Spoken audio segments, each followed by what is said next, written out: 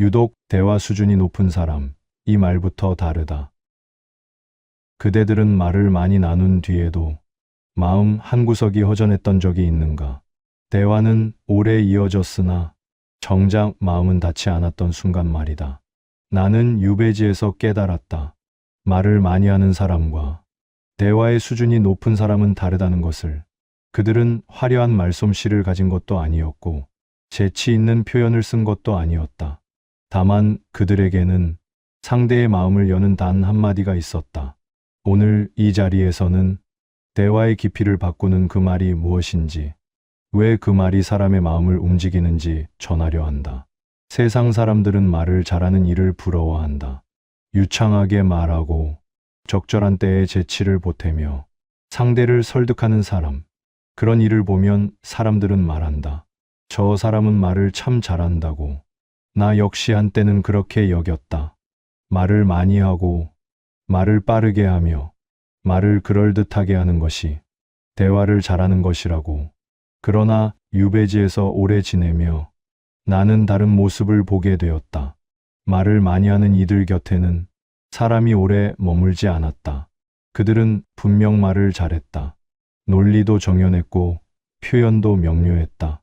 그러나 그 자리를 떠난 뒤 사람들의 얼굴에는 피로가 서려 있었다. 반면 말이 적은 이들 중에는 유독 사람들이 찾아가는 이가 있었다. 그들은 화려한 말을 하지 않았다. 긴 이야기를 늘어놓지도 않았다. 그저 고요히 듣고 짧게 답할 뿐이었다. 그런데 이상했다.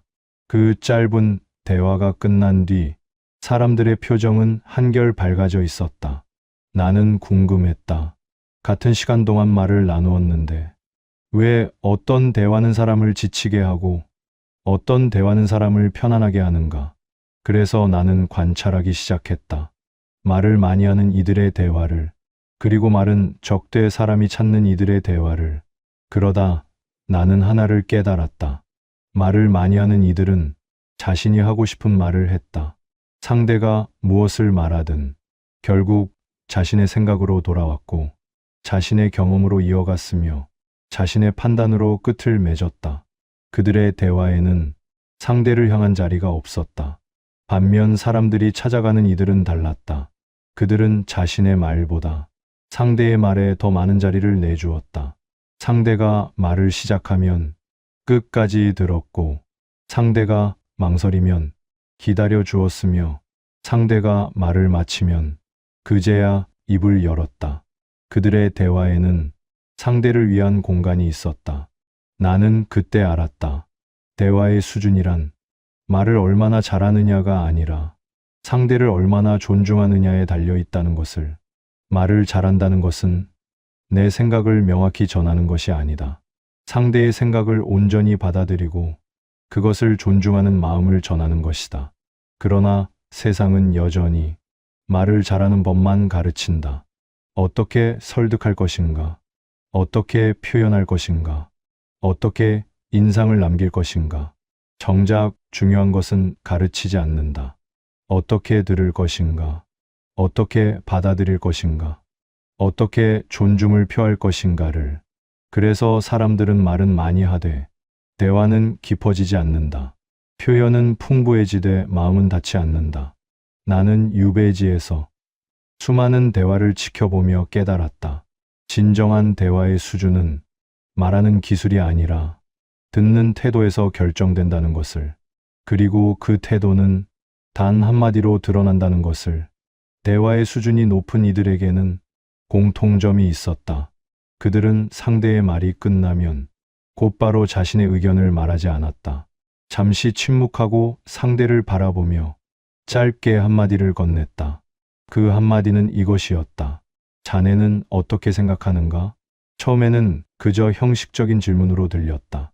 상대에게 말할 기회를 주는 예의 바른 표현쯤으로 여겼다. 그러나 자세히 들여다보니 그것은 단순한 질문이 아니었다. 자네는 어떻게 생각하는가? 라는 말 속에는 상대를 대화의 중심에 두는 태도가 담겨 있었다. 내가 옳다고 여기는 것을 강요하지 않고 내가 아는 것을 먼저 늘어놓지 않으며 상대의 생각을 먼저 귀하게 여기는 자세. 자네는 어떻게 생각하는가는 상대의 생각이 가장 중요하다는 표현이었다. 나는 유배지에서 한 노인을 만난 적이 있다. 그는 마을 사람들이 무슨 일이 있으면 찾아가는 이였다. 어느 날 한 사람이 그를 찾아와 말했다. 자신의 자식이 말을 듣지 않아 답답하다고. 나 같으면 어떻게 해야 한다고 조언했을 것이다. 내가 겪은 일을 말하거나 옳다고 여기는 방법을 전했을 것이다. 그러나 노인은 달랐다. 그는 그 말을 끝까지 듣고 잠시 침묵하더니 물었다. 자네는 어떻게 생각하는가? 그 사람은 잠시 말을 멈췄다. 누군가 자신의 생각을 물어본 것이 오랜만이었던 듯했다. 그리고 천천히 말하기 시작했다. 자식을 대하는 자신의 방식에 대해 스스로 돌아보는 말이었다. 노인은 여전히 듣고 있었다. 가끔 고개를 끄덕이며 다시 물었다. 그렇다면 자네는 무엇이 필요하다고 보는가? 그 사람은 점점 더 깊은 이야기를 꺼냈다.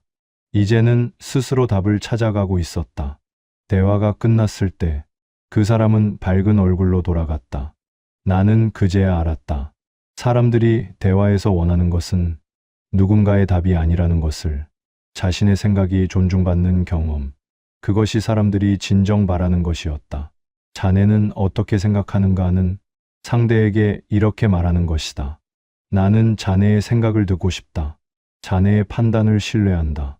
자네 안에 이미 답이 있다고 믿는다. 이 세 가지가 단 한 문장 안에 담겨 있었다. 반면 대부분의 사람들은 상대의 말이 끝나기 무섭게 자신의 생각을 말하기 시작한다. 내 생각에는, 내가 보기엔, 내 경험으로는, 이런 말들은 상대의 생각을 가로막는다. 상대가 아직 생각을 정리하지 못했어도 더 이상 말할 수 없게 된다. 이미 다른 사람의 생각이 들어왔고, 다른 사람의 판단이 자리 잡았으며, 다른 사람의 답이 정해졌기 때문이다. 그러나 자네는 어떻게 생각하는가는 다르다. 이 말은 대화의 주도권을 상대에게 넘긴다. 말하는 사람이 아니라 듣는 사람을 중심에 둔다. 가르치려 하지 않고 설득하려 하지 않으며 판단하려 하지 않는다. 그저 상대의 생각을 온전히 듣고자 하는 태도. 자네는 어떻게 생각하는가 하는 그런 태도를 담은 말이었다. 나는 이것을 깨닫고 나서 내 대화 방식을 돌아보았다. 나 역시 상대의 말을 끝까지 듣지 못하고 내 생각을 먼저 말하곤 했다. 상대를 이해하려 하기보다 내 의견을 전하려 애썼다.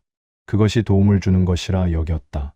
그러나 그것은 도움이 아니라 간섭이었다. 진정한 대화는 상대의 생각을 먼저 듣는 것에서 시작된다.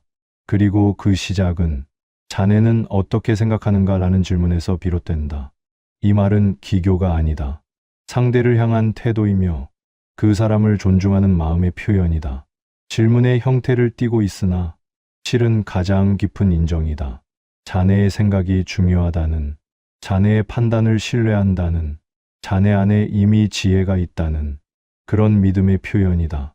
같은 상황이라도 어떤 말을 하느냐에 따라 대화의 결은 전혀 달라진다.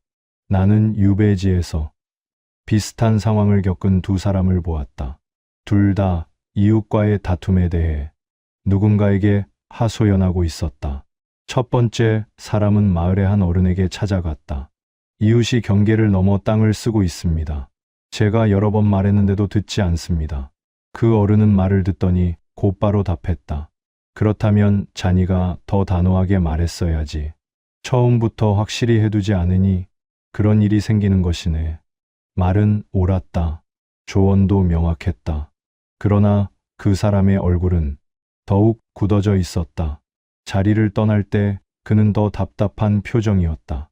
두 번째 사람은 다른 어른을 찾아갔다. 이웃과 땅 문제로 다투었습니다. 어떻게 해야 할지 모르겠습니다. 그 어른은 잠시 침묵하더니 물었다. 자네는 어떻게 생각하는가? 그 사람은 잠시 말을 멈췄다. 그리고 천천히 말하기 시작했다.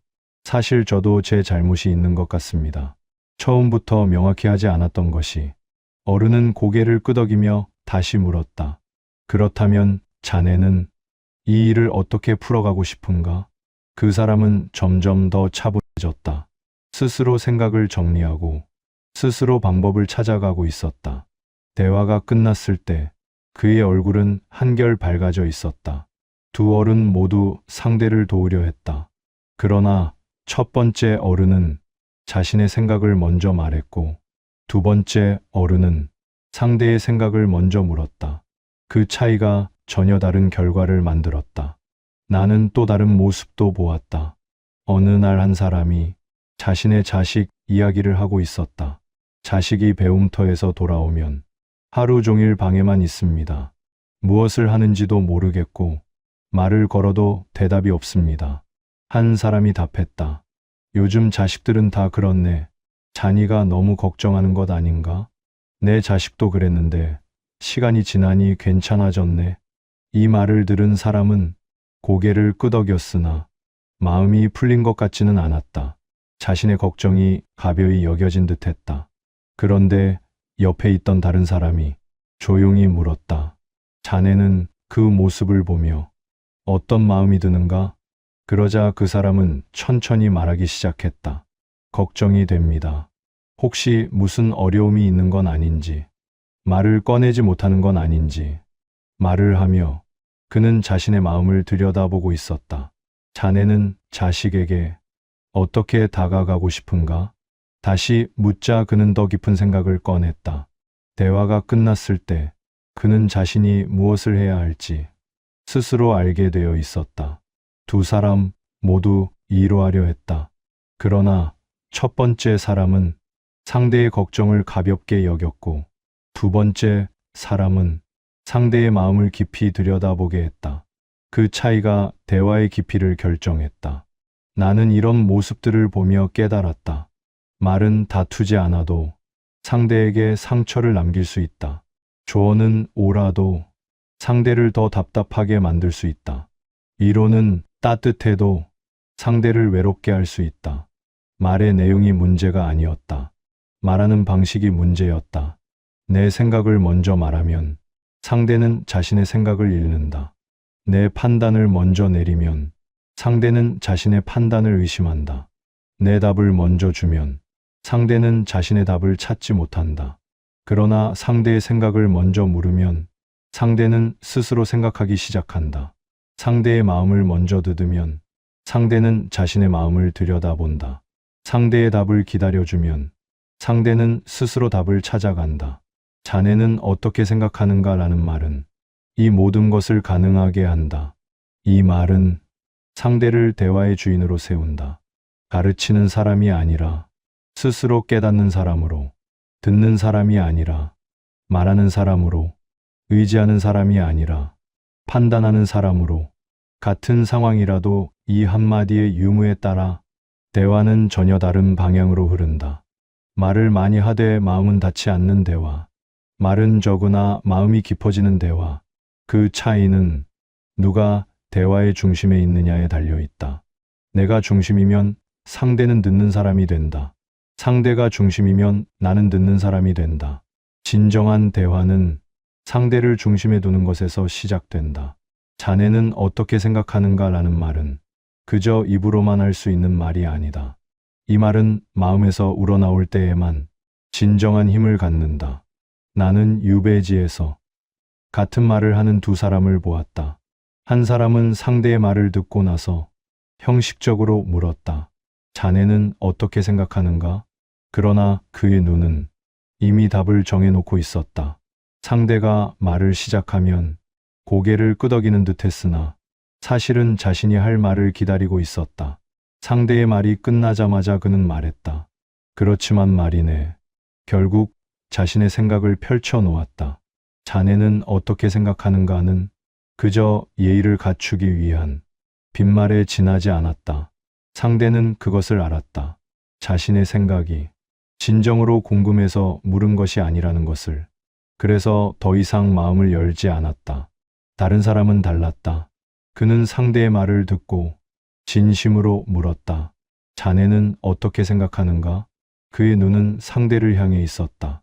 상대가 말을 시작하면 끝까지 들었고 말을 멈추면 더 나올 때까지 기다렸다. 자신의 생각은 뒤로 미뤄두었다. 상대의 생각을 온전히 듣는 것. 그것이 먼저였다. 상대는 그것을 느꼈다. 자신의 생각이 진정으로 존중받고 있다는 것을. 그래서 더 깊은 이야기를 꺼냈다. 같은 말이었으나 전혀 다른 결과를 낳았다. 말은 기술이 아니라 태도에서 비롯된다. 아무리 좋은 말도 마음이 담기지 않으면 빈 껍데기에 지나지 않는다. 자네는 어떻게 생각하는가 라는 말은 상대의 생각을 진정으로 궁금해할 때 비로소 힘을 갖는다. 그 궁금함은 예의에서 나오는 것이 아니다. 상대를 한 사람의 온전한 인간으로 보는 그 시선에서 나온다. 나는 유배지에서 이것을 배우는데 오랜 시간이 걸렸다. 처음에는 좋은 말을 하려고 애썼다. 상대를 배려하는 말, 상대를 존중하는 말, 상대를 위로하는 말. 그러나 그 말들은 상대의 마음에 닿지 않았다. 왜냐하면 나는 여전히 내 생각이 옳다고 여기고 있었기 때문이다. 상대의 말을 들으면서도 속으로는 판단하고 있었다. 이것은 옳고 저것은 그르다고, 이렇게 해야 하고 저렇게 하면 안 된다고. 그러니 아무리 좋은 말을 해도 상대는 느낄 수밖에 없었다. 내가 진심으로 그의 생각을 듣고자 하는 것이 아니라 내 생각을 전하고자 한다는 것을. 그러던 어느 날 나는 깨달았다. 상대의 생각을 듣기 전에 내 생각부터 내려놓아야 한다는 것을. 내가 옳다는 확신을 잠시 미뤄 두어야 한다는 것을. 상대가 틀렸다는 판단을 하지 말아야 한다는 것을. 그제야 나는 진정으로 물을 수 있었다. 자네는 어떻게 생각하는가? 이 물음 속에는 더 이상 내 생각이 없었다. 오직 상대의 생각을 듣고자 하는 마음만 있었다. 그러자 신기한 일이 일어났다. 상대가 말하는 것을 들으며 나는 전에 보지 못했던 것을 보게 되었다. 상대의 처지를, 상대의 고민을, 상대의 지혜를, 내가 알던 것과는 다른 진실을 보았다. 대화는 내가 아는 것을 전하는 자리가 아니라 내가 모르는 것을 배우는 자리였다. 상대를 가르치는 시간이 아니라 상대에게 배우는 시간이었다. 이것을 깨닫고 나니 자네는 어떻게 생각하는가 라는 말은 더 이상 어렵지 않았다. 진심으로 궁금했기 때문이다. 상대가 무엇을 생각하는지, 어떤 마음을 갖고 있는지, 어떤 지혜를 품고 있는지, 그것이 궁금했다. 이 태도가 생기고 나서 내 대화는 달라졌다. 말을 적게 하게 되었다. 듣는 시간이 길어졌다. 그러나 대화는 더 깊어졌다. 관계는 더 가까워졌다. 사람들은 내가 말을 잘한다고 하지 않았다. 다만 이렇게 말했다. 그대와 이야기하면 마음이 편하다. 나는 그제야 알았다. 대화의 수준은 말의 기술이 아니라 사람을 대하는 태도에서 결정된다는 것을. 얼마나 유창하게 말하느냐가 아니라 얼마나 진심으로 듣느냐가 대화의 깊이를 만든다는 것을. 자네는 어떻게 생각하는가는 이 태도를 담은 말이다. 상대를 가르치려는 사람은 이 말을 할 수 없다. 상대를 판단하려는 사람은 이 말을 할 수 없다. 상대를 설득하려는 사람은 이 말을 할 수 없다. 오직 상대를 이해하려는 사람만이 이 말을 진심으로 할 수 있다. 상대의 생각이 궁금한 사람, 상대의 지혜를 신뢰하는 사람, 상대 안에 이미 답이 있다고 믿는 사람, 그런 사람만이 이 말을 자연스럽게 꺼낼 수 있다. 말은 마음의 그림자다. 마음이 바르면 말은 저절로 바르게 나온다. 마음이 상대를 향하면 말도 상대를 향한다. 그러니 좋은 말을 하려고 애쓸 필요가 없다. 다만 마음의 자리를 바꾸면 된다. 내가 중심이 아니라 상대가 중심이 되도록, 내 생각이 우선이 아니라 상대의 생각이 우선이 되도록 그렇게 마음의 자리를 옮기면 자네는 어떻게 생각하는가 라는 말은 저절로 나온다. 억지로 꺼내는 말이 아니라 마음에서 우러나오는 말로. 그리고 그 말은 상대의 마음을 연다. 사람들은 묻곤 한다. 어떻게 하면 대화를 잘할 수 있느냐고. 그럴 때마다 나는 같은 답을 한다. 말을 고치려 하지 말고 마음의 위치를 바꾸라고. 말은 마음이 있는 곳을 따라간다. 마음이 나에게 있으면 말도 나를 향한다. 내 생각을 말하고 내 경험을 늘어놓으며 내 판단을 전한다. 그러나 마음이 상대에게 있으면 말도 상대를 향한다. 상대의 생각을 묻고 상대의 마음을 듣고자 하며 상대의 지혜를 신뢰한다. 말을 바꾸는 것은 어렵다. 의식해야 하고 연습해야 하며 애써야 한다. 그러나 마음의 위치를 바꾸는 것은 한순간에 가능하다. 다만 결심하면 된다.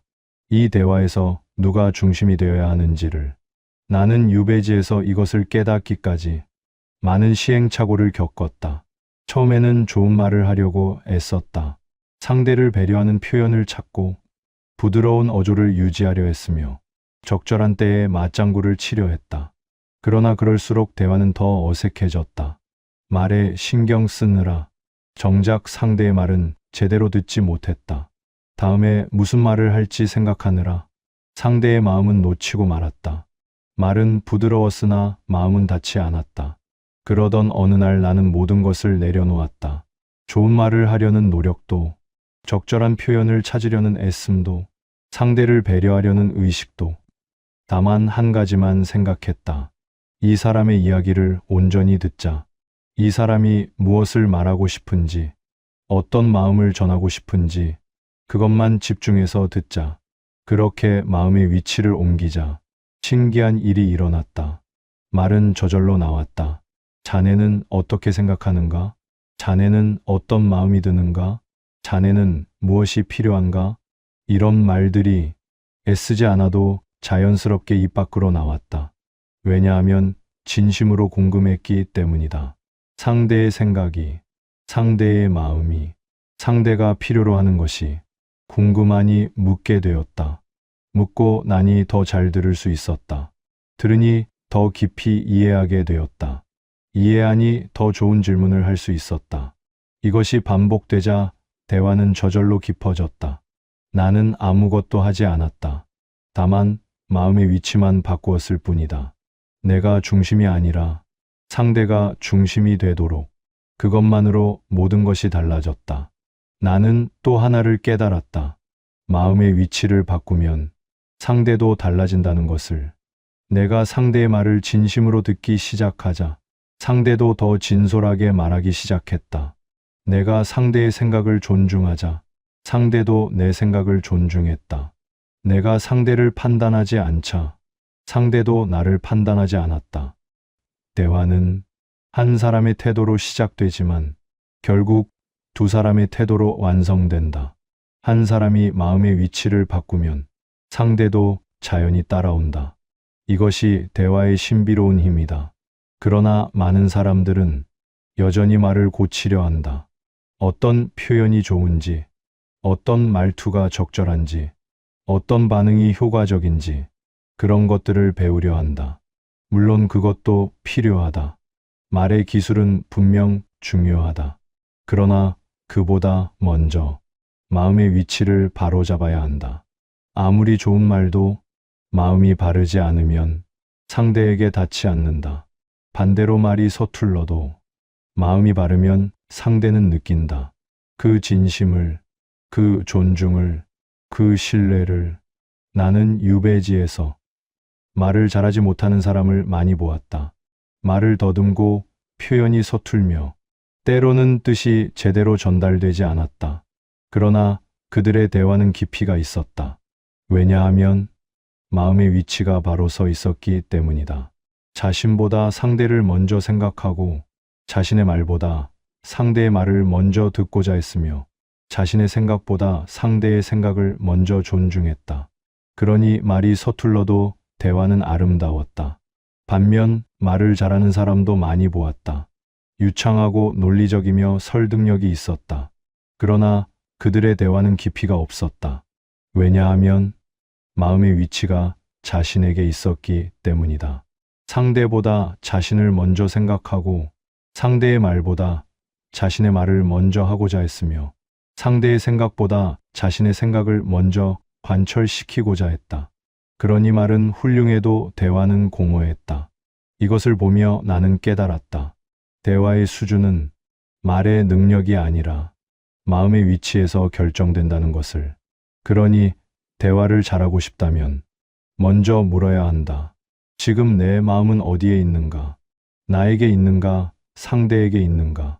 내 말에 집중하고 있는가? 상대의 말에 집중하고 있는가? 내 생각을 전하려 하는가?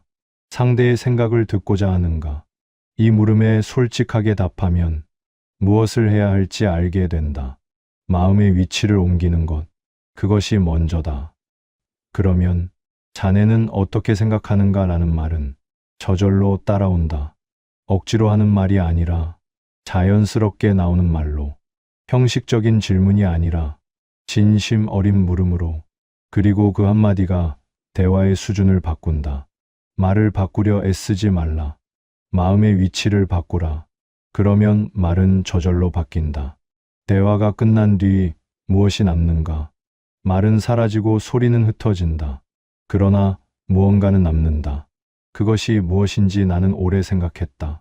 유배지에서 보낸 긴 세월 동안 수많은 대화를 나누고 수많은 사람을 만났다. 어떤 대화는 끝나자마자 잊혀졌다. 무슨 말을 나누었는지 기억나지 않았다. 그저 시간이 지나갔을 뿐이다. 그러나 어떤 대화는 오래도록 남았다. 말의 내용이 아니라 그 대화를 나누었던 순간의 느낌이, 존중받았다는 느낌, 이해받았다는 느낌, 온전히 받아들여졌다는 느낌, 그것이 오래도록 마음에 남아 따뜻한 온기로 머물렀다. 나는 깨달았다. 대화가 남기는 것은 말이 아니라 마음이라는 것을. 무엇을 말했느냐가 아니라 어떤 마음으로 말했느냐가 오래 남는다는 것을. 자네는 어떻게 생각하는가 라는 말은 단순한 질문이 아니다. 그것은 상대를 향한 존중의 표현이고, 상대를 향한 신뢰의 고백이며, 상대를 향한 경청의 약속이다.